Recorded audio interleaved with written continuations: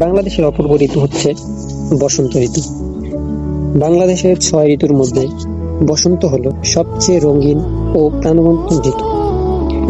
শীতের নির্জীবতা কাটিয়ে প্রকৃতির নতুন প্রাণ ফিরে পায় এই বসন্তে।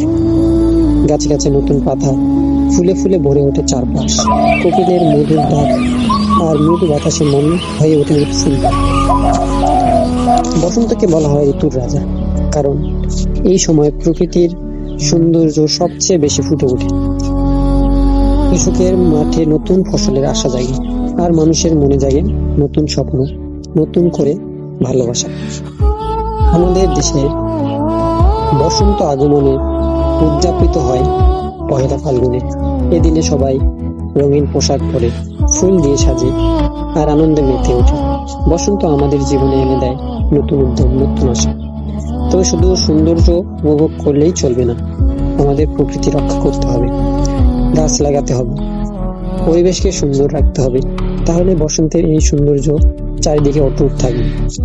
বসন্ত শুধু একটি ঋতু নয়, এটি আমাদের জীবনের নতুন শুরু, নতুন করে শেখা। ভালোবাসুন প্রকৃতিকে, উপভোগ করুন বসন্তের সৌন্দর্যকে।